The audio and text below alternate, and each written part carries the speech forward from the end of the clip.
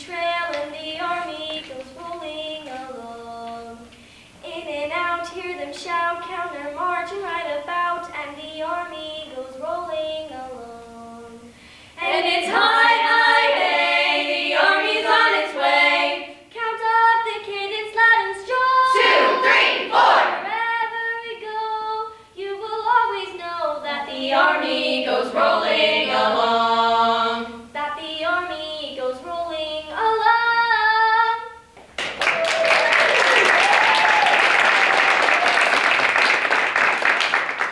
The Air Force. Off we go into the wild blue yonder, climbing high into the sun. Here they come, zooming to meet our thunder. Atta boys, give 'em the gun. Flying men, guarding our nation's borders. We'll be there, followed by more. In a schwan we carry on. Hey, nothing can stop the U.S. Air Force.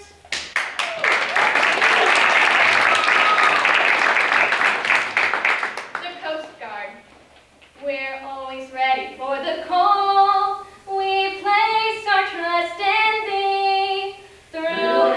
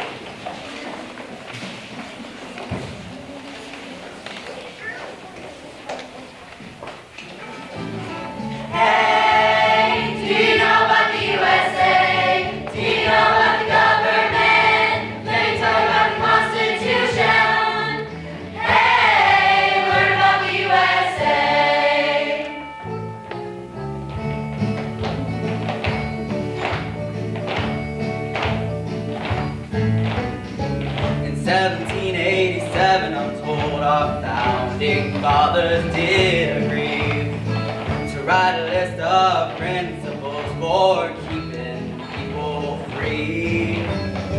The USA was just starting out a whole brand new country. And so our people, they spelled it out, the things that we should be. And they took those principles and they wrote them down on paper and called it the Constitution. And it's been helping us run our country ever since.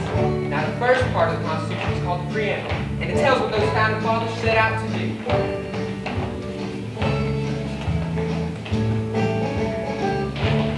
We the people, in order to form a more perfect union, establish justice, ensure domestic tranquility,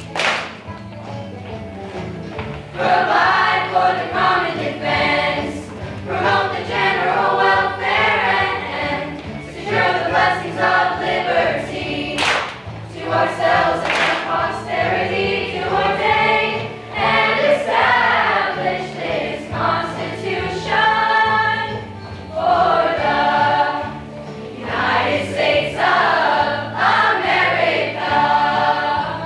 In 1787, I'm told our founding fathers all sat down and wrote a list of principles that's known the world around. The USA was just starting out a whole brand new country. And so our people, they spelled it out, they wanted the land of liberty.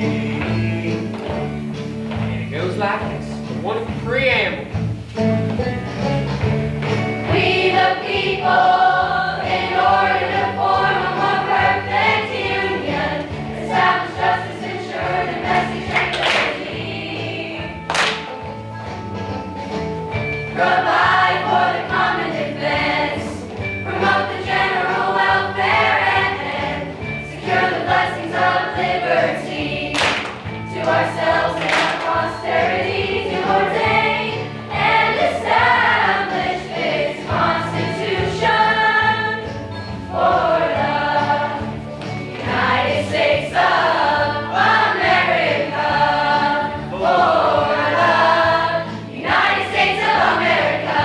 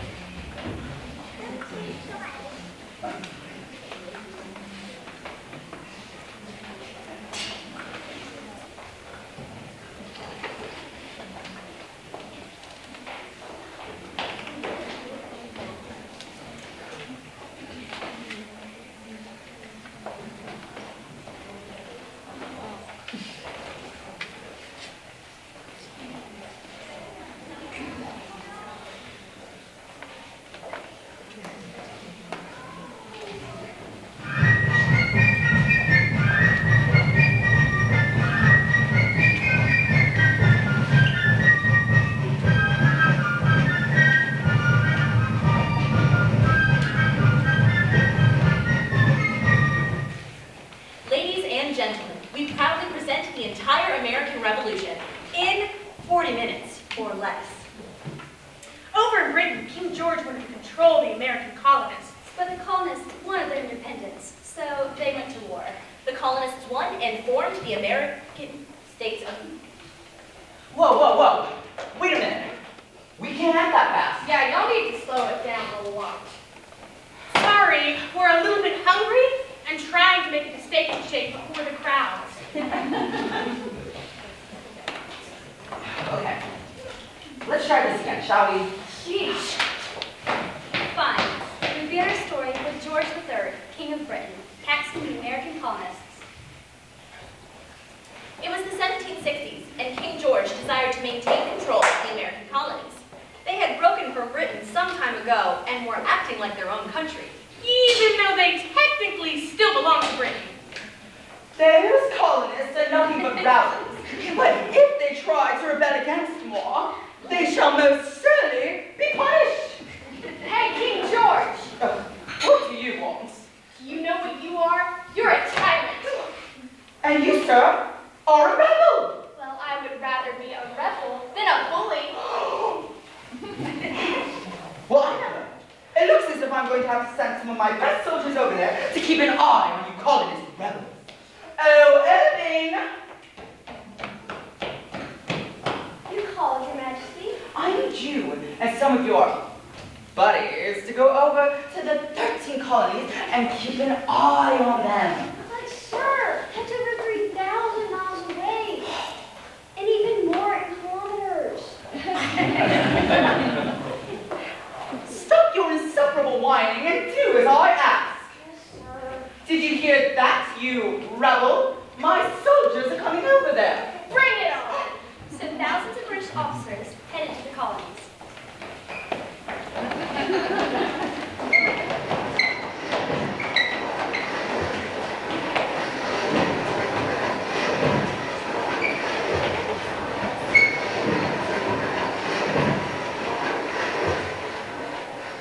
Stop, you British soldiers! We forbid you to cross this line.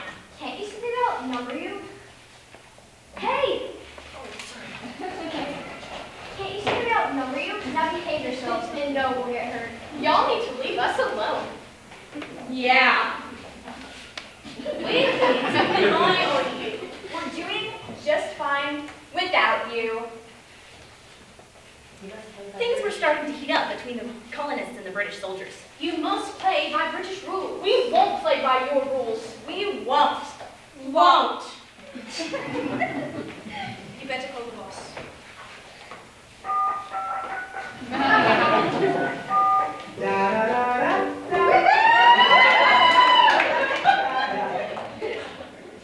Hello? Sir, they say they won't play by our rules. This is an outrage.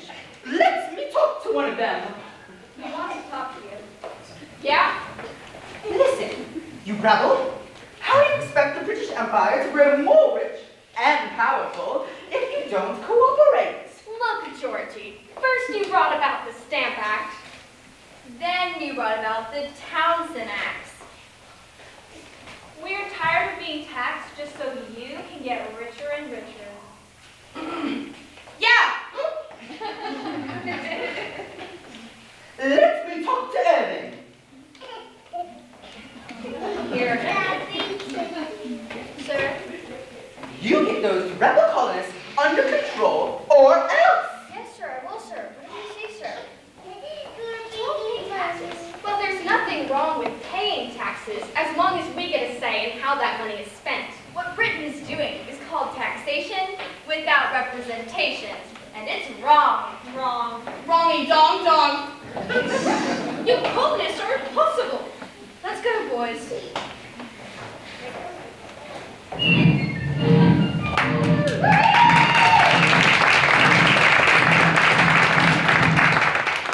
One cold winter's day, a crowd of colonists gathered in a street in Boston, Massachusetts, and started singing.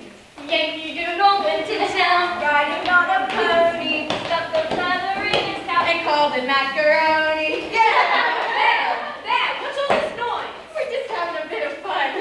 Oh, yeah. Well, the king sent us lobes to the... Wait, that's wrong. The king sent us red coat. Oh, that's not it either. The king sent us British soldiers over here to keep the peace. And that's what we demand. Peace! Stop acting like you own us, or I'll throw this snowball at you. That's a wadded up piece of paper. This is a low budget play. So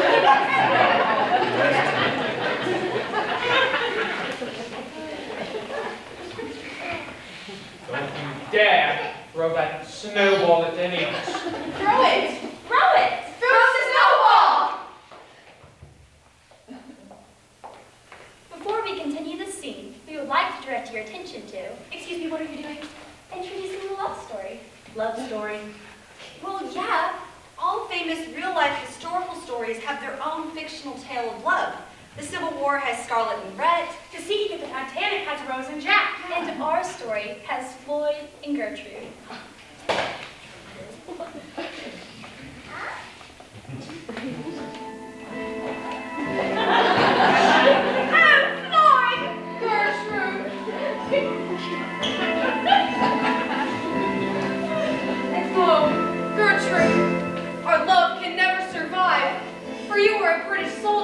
that I am an American colonist. But Floyd, I love you so! We must love one another in secret. Oh, Floyd! Gertrude! Wait, I hear someone coming. What's going on? Just giving this redcoat a piece of my mind. Away with you, lobster bat! Come on, there's about to be a snowball fight. I don't want to miss it. Gertrude! Oh, Floyd! Text me later! We're sick of being treated like children. Go back to your king and take this. I'll have you know this coat is dry clean only. In that case, have another one! It wasn't that when the crowd turned into an angry mob. The colonists began to throw all sorts of things at the British officers. Anything they could find. Take that! The mob became more and more rowdy. Redcoats go home! Redcoats go home! Don't make me use this big gun on you. Redcoats go home! Redcoats go home! In the midst of the confusion, one of the colonists yelled, Hey, why don't we just go home and sit by the fire instead? What did you say? Let's go home and sit by the fire instead. By the what? The fire! Fire! Okay, then. My arm.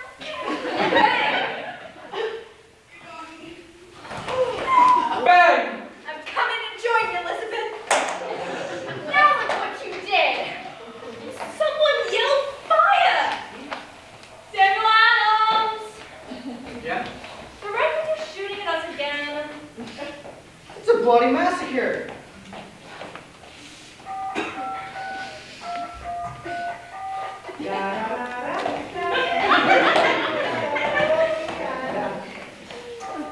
Hello?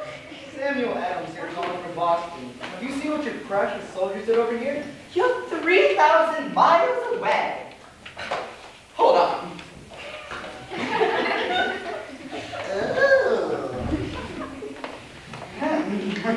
That is a mess.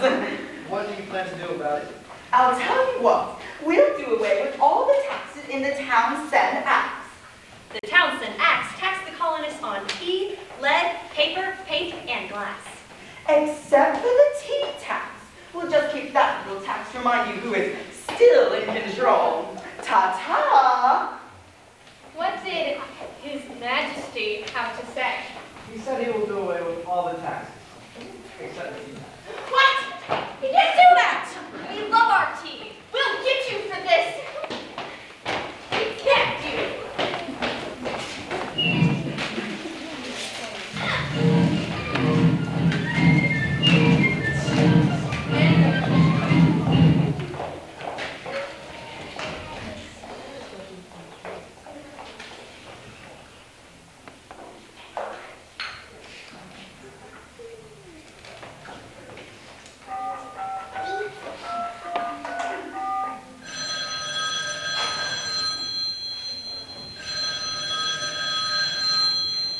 Hello, East India Company. This is Miss Teeley speaking.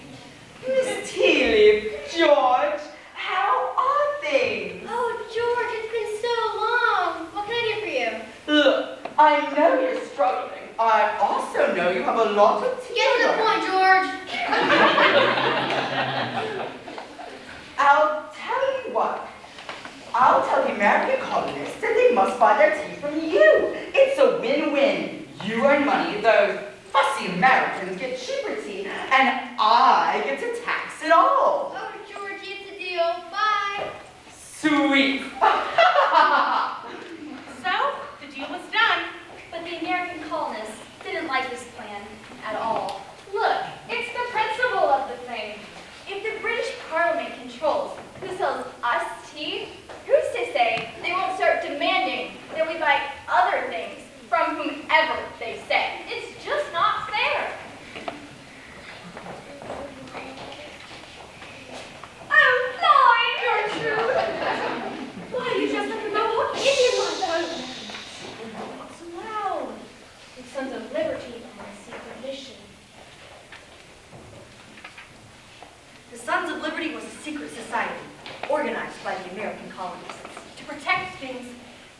their rights against things like unfair taxation by the British government.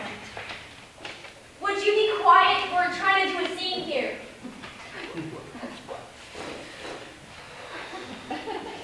I'll go with you, my love. No. Can't risk spilling the beans about what we're up to. I would never rat on the man I love. Oh, Lloyd! No, I will be waiting for you after this whole diabolical plan is over. I would kiss you now, but this play is G-rated. In that case,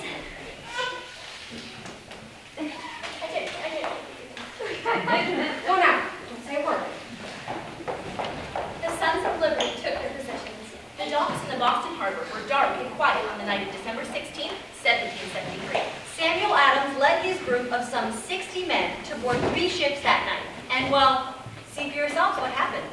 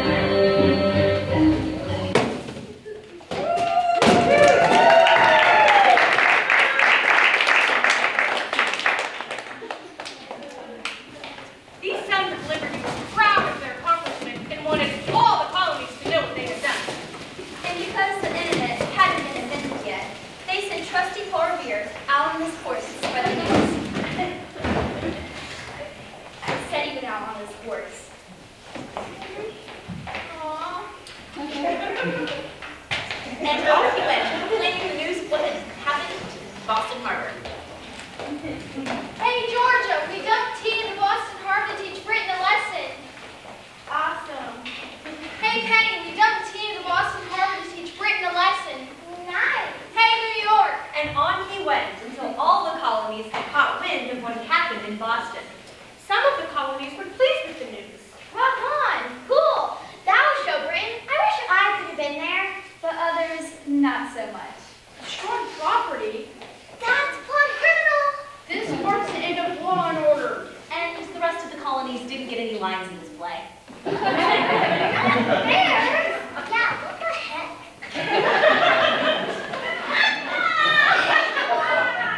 Nice horse. Now, Britain was really seeing red. Ooh, I am really seeing red now.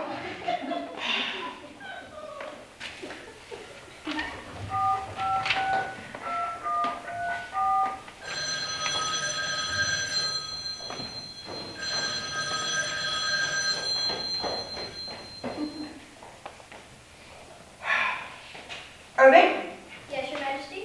I need you to relay a message to the rebels. Tell them they shall be punished. Tell them they are no longer allowed to hold town meetings. Hey, Connor, you're no longer allowed to hold town meetings. We are closing Boston Harbor until the destroyed tea is paid for. We're closing the Boston Harbor until the destroyed tea is paid for. And we are putting your Massachusetts colony under British Army rule.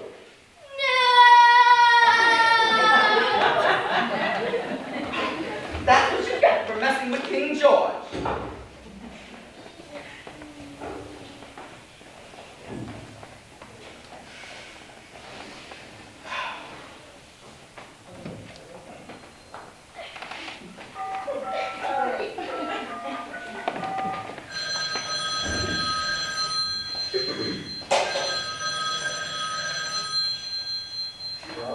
I'm sending more British soldiers over there to keep an eye on things. Ta-ta! Hello? Hello? Ah, he makes me so mad. This is an outrage. Outrage! Yeah! Intolerable. These acts are so intolerable. We should call them the intolerable acts.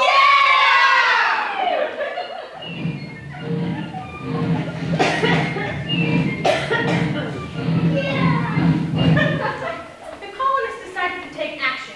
Every colony, except Georgia,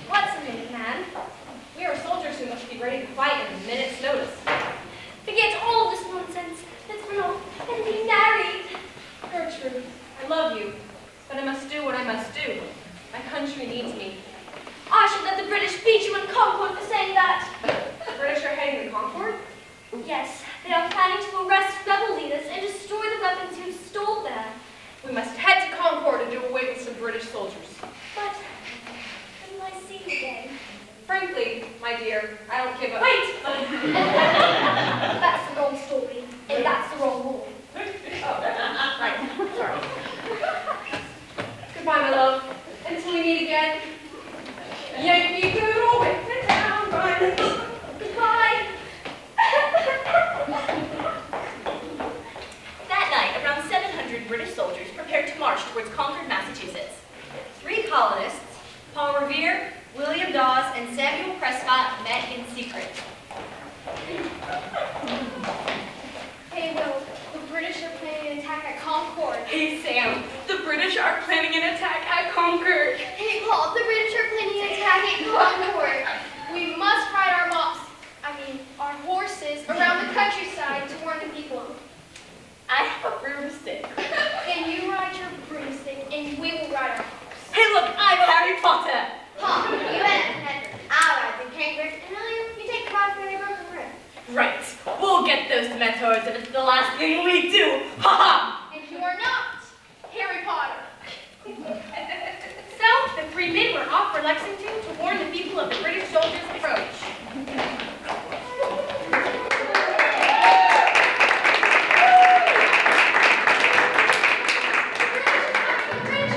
The British troops are planning an attack at Concord. We need all men to report. Dumbledore believes in me! The British are coming! The British are coming!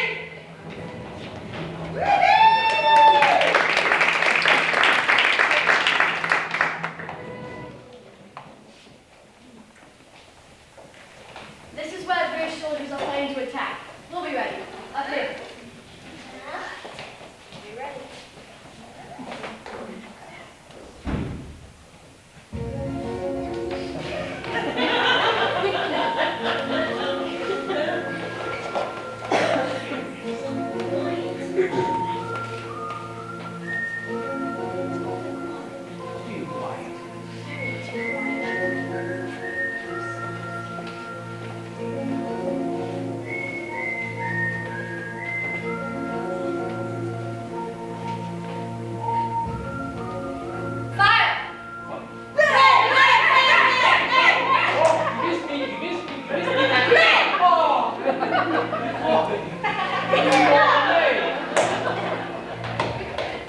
Different battles between the British and the colonists continued on and on for 8 long years. During the winter months, the cold weather and snow made it impossible to fight. Good special effects there, Hal. Thank you, I'm getting a broom. So the troops would have to wait until the spring thaw to start fighting again.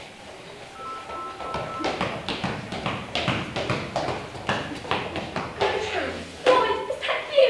You look so cold. The winters are very harsh. I have good news. I've become a loyalist. The loyalist.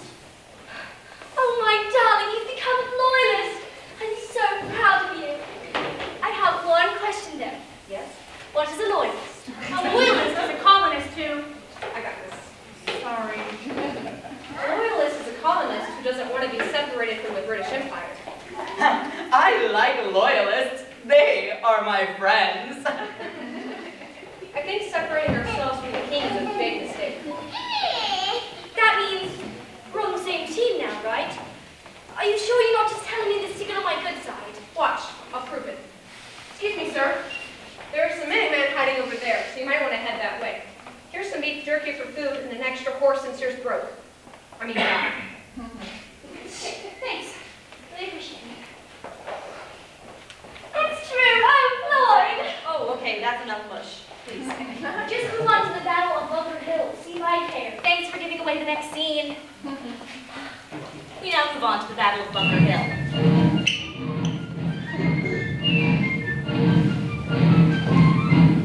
The British Army was trapped in Boston. Oh no, we're trapped in Boston. See? Ladies and gentlemen, I present to you British General Thomas Gage.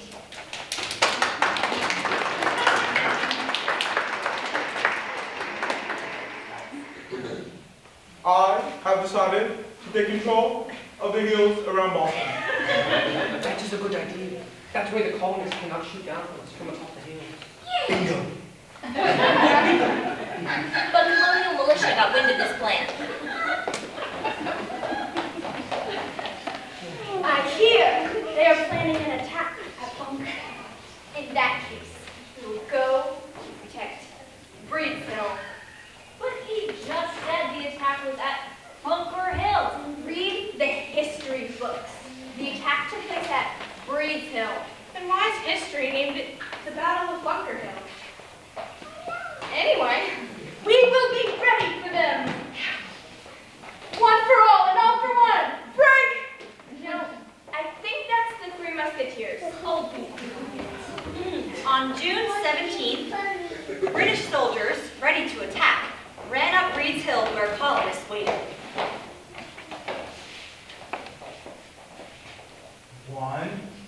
2, 3.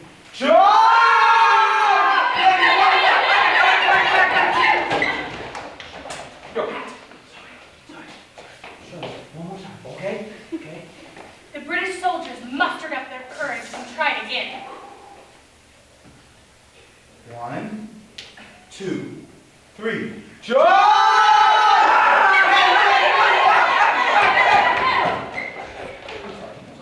They decided to try it one more time. One more time. See? Okay. I have some good news and some bad news. What's the good news? I really love those songs. Stars and stripes. Thanks. And what's the bad news? We're out of ammunition. Oh, great. And here come the redcoats again. Everyone, play dead. Whoa, it's all wrong. The militia never played dead. Darn it. All right, guys, you heard the lady.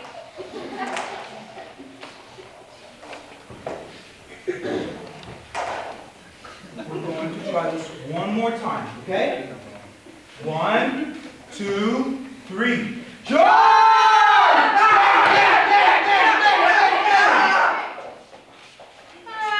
As you can see, the British won the battle at Breed's Hill.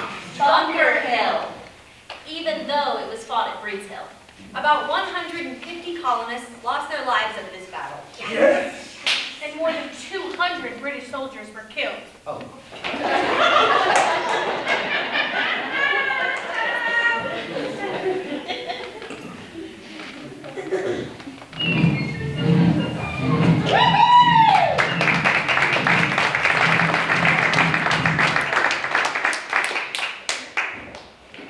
We should end this conference before things get out of hand.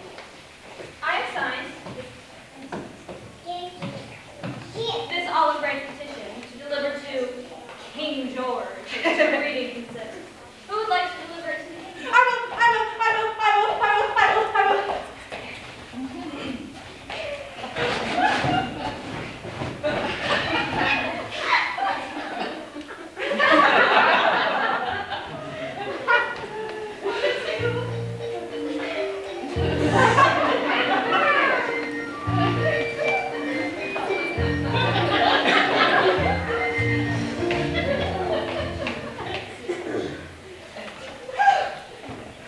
You King George? I am. Telegram. Telegrams were like text messages, just a whole lot slower. Well, it's about time they gave you some more lines to this play. Dearest King, that's sweet. Please stop fighting the colonists over here. Instead, listen to what I have said. Why, this is nothing more than open rebellion against Britain. This means war. Ahem. Go tell them this means war. What, no tip? Go!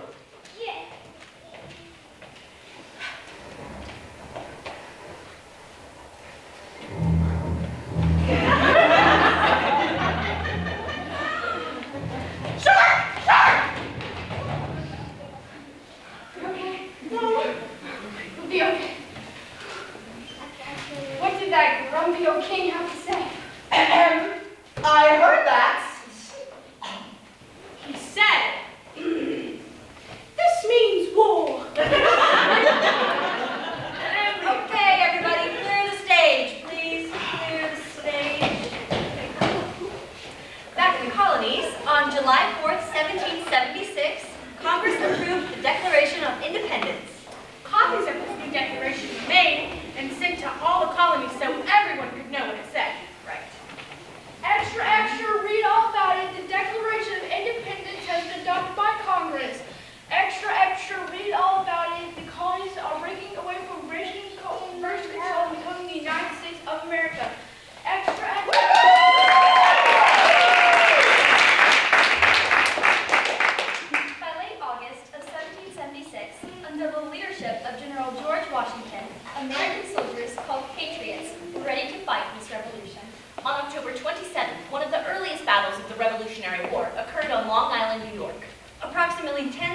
patriots from the colonies faced 20,000 British officers. The Patriots were badly beaten. Not long after, other battles were lost by the Patriots. By that October, the British Army controlled New York. Really? You can tell me, Yes, come here. Closer. What? Closer. Did you hear that? Did you hear what she said? No. We control New York. Yes. So let's go down to Broadway and see a Broadway show for free on Broadway at the Broadway and see a Broadway show. How does that sound? Yes! Let's go! Hamilton it is. The British Army drove General Washington and his men across the Hudson River.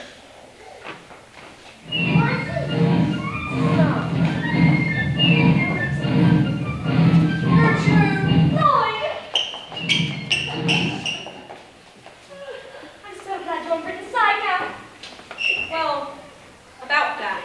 You see, I've decided I don't want to be a loyalist anymore, so I sort of don't want the British to win the war. One thing I love about you, my love, is your fickleness. My devotion to you has never once wavered. Kiss me. Can't. Play G-rated. Right. These are indeed gloomy days for the patriots. The British troops have pushed the Patriots across. Oh. Give me a call. Okay.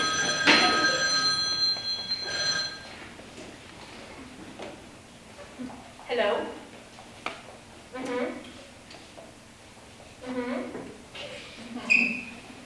Wow. Okay. Thanks for the call. General Washington has decided to cross the Delaware River out of Pennsylvania and attack a bunch of Hessian soldiers in Trenton, New Jersey, who are fighting for Britain.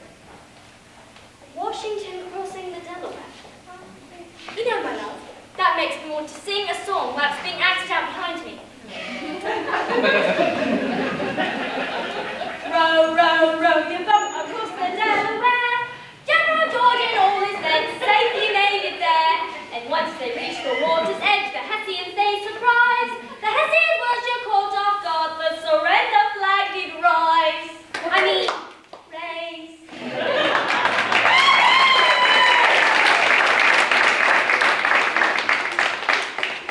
Do you like the song? What is awful? Well, I never. Ow! Gertrude! Wait, we were breaking up? Gertrude! On January 3rd, 1777, the Patriots defeated the British Army at Princeton, New Jersey. They finally had needed supplies, such as food. I have the Doritos! Weapons. I have the lightsabers and shoes. I have the Nikes. But most importantly, they had hope. Hey,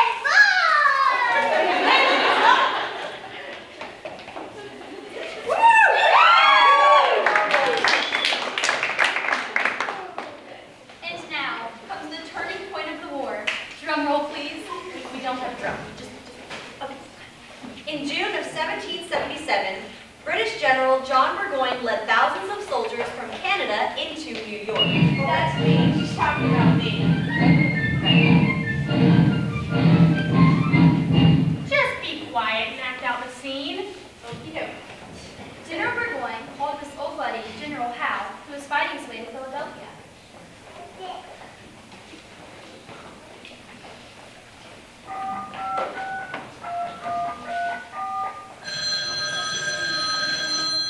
Hello?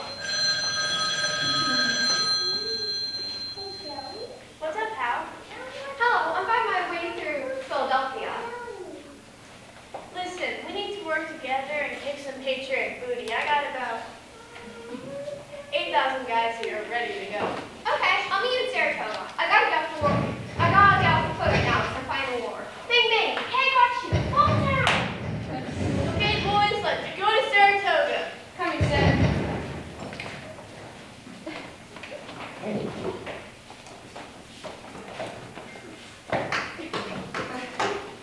What happened? It's a flat tire. Jack. Who's had to change the time? Because it took so long for them to reach their destination, the Patriots had more time to rally up troops and face the British Army with great power. Hey guys, look! We have more people than them for once!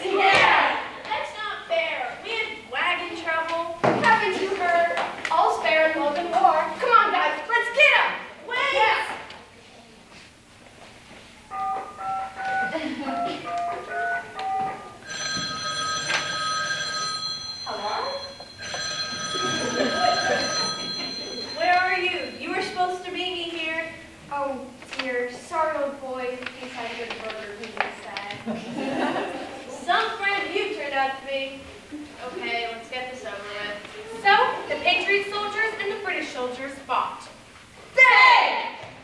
On October 17th, 1777, General Burgoyne surrendered.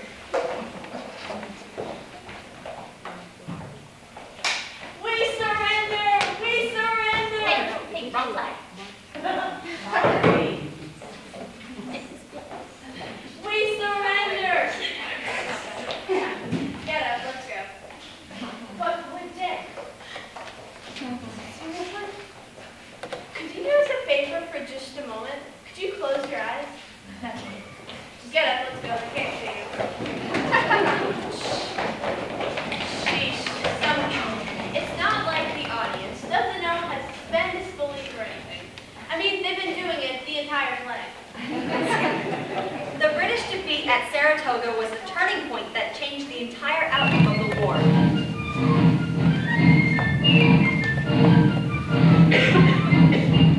News of the Patriots' victory at Saratoga reached Paris, France.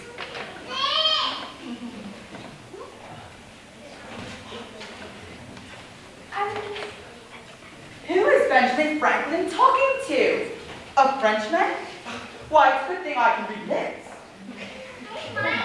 I've considered a great favor who would help our patriot soldiers in this war. Oui. France realizes that you Americans just might be the British. So you will help us. Oui, but He was put out in flying kite. really? Yes, we get We're French.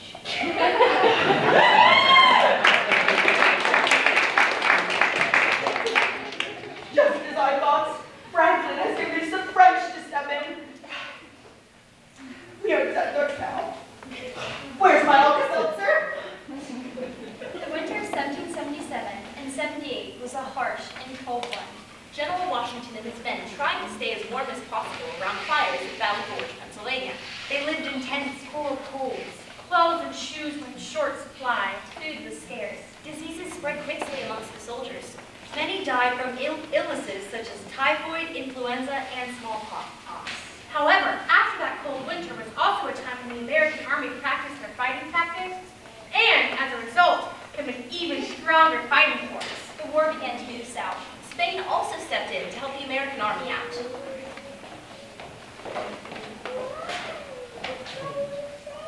Now what is going on? Why, a Spaniard talking to a Frenchman? Has the world gone mad? you are my good friend. And you're my good friend. Then you will help out. American. Here it goes. See, we will loan the Patriots money as well as close the port at New Orleans to Great Britain and open it to American ships. Come, let's celebrate by flying in the sky. Hey Ben, you got an extra guy? Now Spain has stepped in. No matter, we shall remain strong in the southern colonies. And they did remain strong. Oh, right! But not for long. Darn it! The moment of truth had come.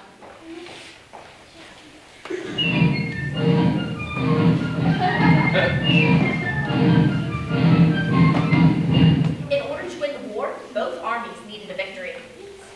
General Cornwallis led British soldiers into Yorktown, Virginia. Oh, my dear friends, James Armstead, don't tell anyone, but we are stopping here in Yorktown, Virginia, and waiting for British ships to bring us many supplies. But remember, mum's the word. Mum's the word.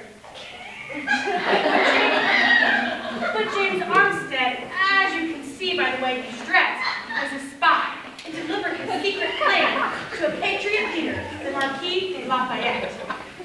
Don't look at me like that. You want any information? The British are waiting for supplies from New York. Good job, Armstead. I'll notify the French Navy right away. Anything else? The fish at 10th Street Market are fresh today. My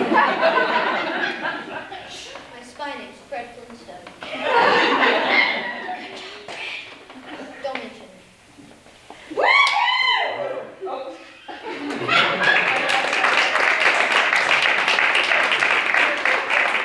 Suddenly, French warships were on their way to America and found their way to the Virginia coast. British warships sailed down the coast of New York. The Battle of the Chesapeake was the the war.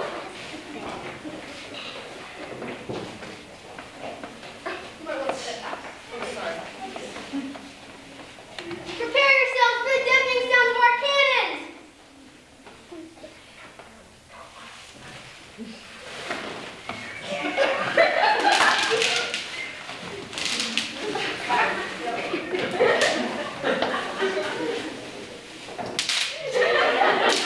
Oh yeah? Well, prepare yourself for the deafening sounds of our cannons. Both sides fought hard and bubble wrap was popped. I mean, cannons were fired, day and night. But the British Navy was defeated.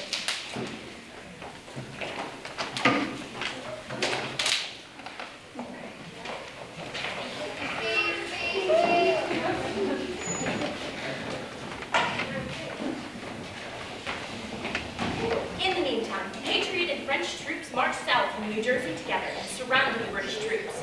For 11 days, both sides fought non-stop.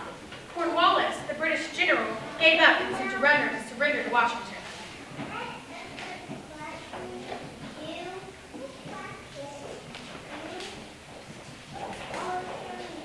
Are you George Washington? Yes. General Cornwallis told me to give this to you.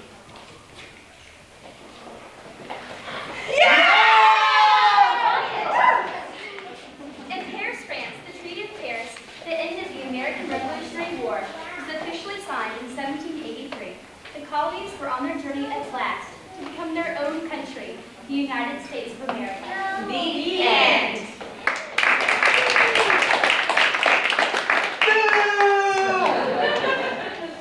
Get out of here.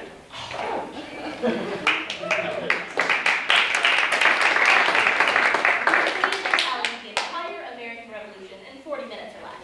Actually, 38 minutes, 42 seconds to be exact. I'll take it. Now, it's off to speak and shake. Yeah. Good night, folks. You've been a great audience.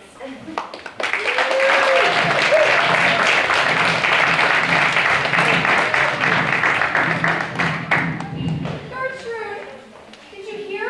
The war is over, and we can finally be on with our lives together. Yes, right here in the brand new United States of America. Me back in Britain. No, I'm not moving back to Britain. And I'm not staying here. We're not even married yet, and you're already trying to change me. It's like you touching but not me at all. Gertrude, don't turn your back on me while I'm talking to you. Come back here, Gertrude. Gertrude!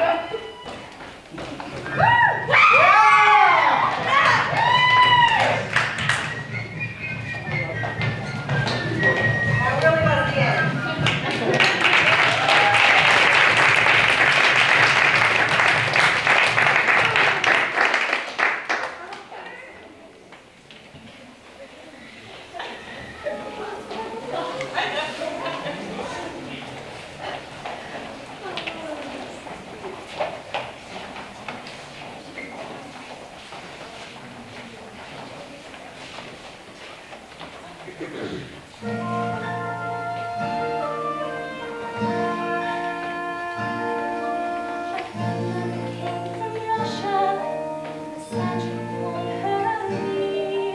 My grandfather had his father's cap he brought from Italy. They heard about a country where life might let them live. They paid the fare to America and there they melted in. Lovely Lady Liberty with her book of recipes and the finest one she's got. The Great American Melting Pot, the Great American Melting Pot. America was founded by the English, but also by the Germans, Dutch, and French. The principle still sticks, our heritage is mixed, so any kid could be the president.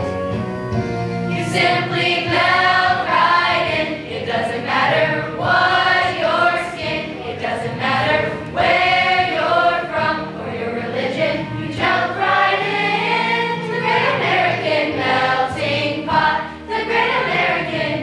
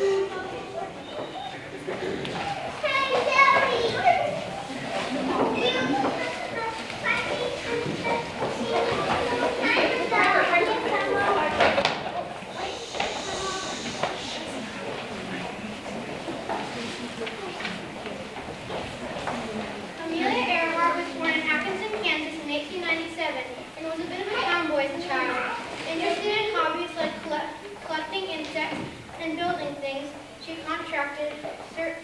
survived the Spanish flu in 1918, but had physical ailments all her life because of it.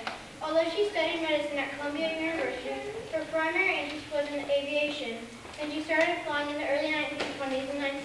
In 1928, Earhart was the first woman to fly across the Atlantic Ocean, but she was not one of the pilots. All the same, the flight made her famous, and she used her popularity to promote aviation in America. In 1932, she was the first woman to fly solo across the Atlantic. In 1937, she was the first woman to fly over the Pacific Ocean from California to Honolulu. With her mechanic and co-pilot Fred Noonan, Earhart set off from California in 1937 to circumnavigate the globe going east, making fueling stops along the way. She was near the last leg of her journey when her plane, a Lockheed Model 10 Electra, landed in New Guinea in the South Pacific to take fuel.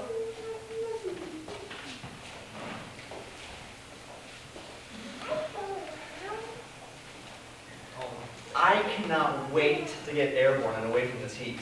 You know, one of the field men says it's 106. It's almost midnight. Whatever happened to those South Pacific breezes you read about all the time in books? Yeah, fiction books. Fred, did you supervise the fuel? Mm-hmm. Every drop. Good, because I think we're going to need every last drop. Look at this. Is there a problem? I'm not sure. See, you charted our course to Howland Island, north to northeast, but won't that put us west of the island instead of coming in from the south? Yeah, so Howland Island is this extremely skinny piece of land. It's less than 7,000 feet long and extremely narrow. Just long enough for us to make a clean landing, though. Just, but I figured it would be best if we approached from the west, so we could get a better view of the island, then hang around to get an angle for landing. And they have enough fuel for us on such a tiny island? Well, they wouldn't normally, but the Itasca docked there 2 days ago and left us with plenty. 2,556 miles. Give or take a mile or two. You can never trust the coordinates on those tiny islands. But we've never done more than 2,000 miles over water on this trip. Well, you did when you flew over the Atlantic. You see, that was the Atlantic. Despite its name, I don't trust the Pacific. Too many open spaces. Well, if it helps, the weather report's pretty good. I think it'll take us about 18 hours. 18 hours. If we leave at midnight, that puts us there, what, a few hours before sunset? That's the idea. Fred, I wish this lightning trip was done. I wish this whole circle the globe nonsense was through. You getting homesick? I miss George. I know that. And he misses me. Every trip it gets worse. With the amount of publicity the great George Putnam is getting out of this flight, I think he'll do just fine. Don't be smug about George. I know you don't like him. Look, I only like flyers, not publishers who write stories about flyers.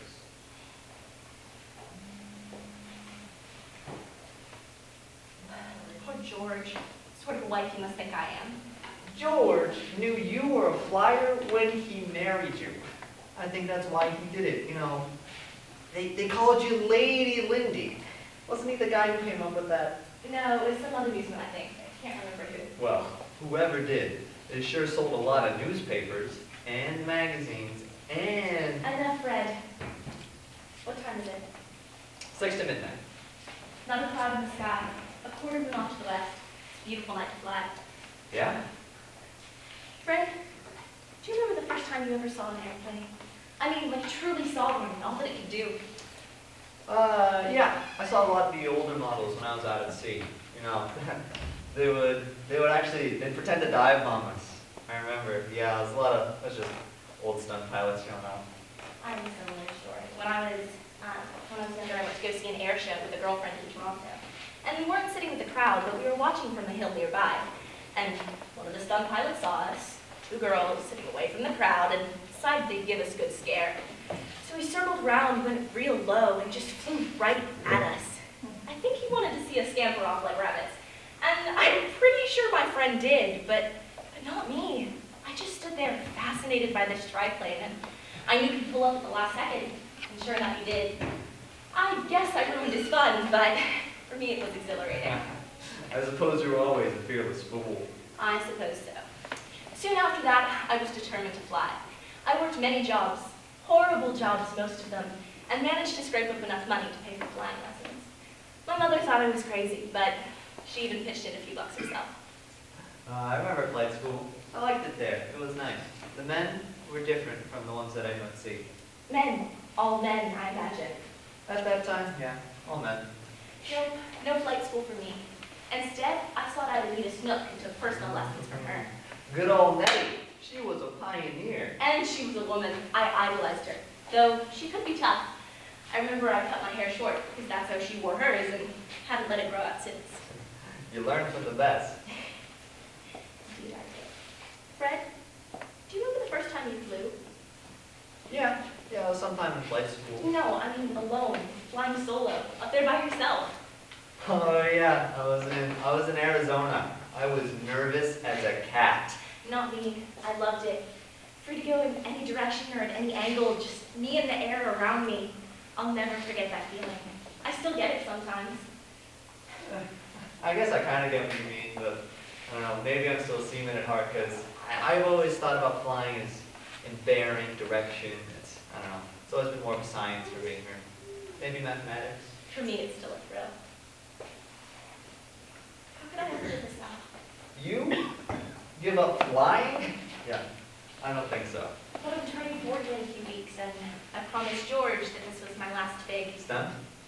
flight. After you've flown around the world, what else is there? Well, knowing you, you'd probably fly to the moon if you could figure out how. Will you be my co-pilot to the moon, Fred? Certainly. No, I think I should stay home and learn to cook. George would get a kick out of that. I'm pretty sure you said that before you flew over the Atlantic. And when we flew from California to Hawaii, you know, I don't see cooking in your future. Well, you see, I already know how to cook chili, an old Kansas recipe. You know, I don't see George eating chili. Neither can I. Did you get any sleep? I got a few hours under a palm tree this afternoon.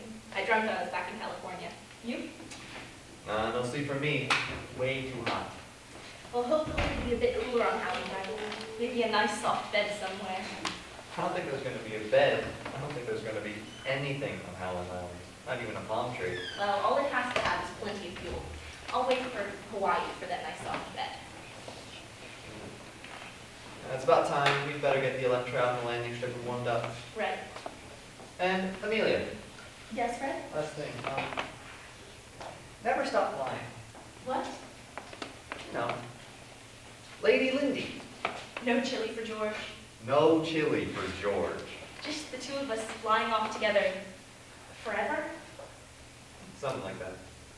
Well, we'll see. But for now, it's a skinny little place called Howland Island. So skinny, if you blink, you'll miss it. Well, then whatever you do, let's not blink. Come on. Lady Lindy. 1 in a million.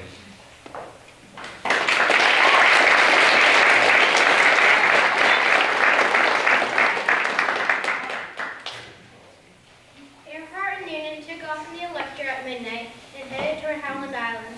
Radio contact was lost after 12 hours, and Earhart and Noonan were never heard from again. Since no wreckage or bodies were found, the death of the two pilots remains something of a mystery. In 1939, Earhart was officially declared dead, so that her husband would clear up legal and financial matters.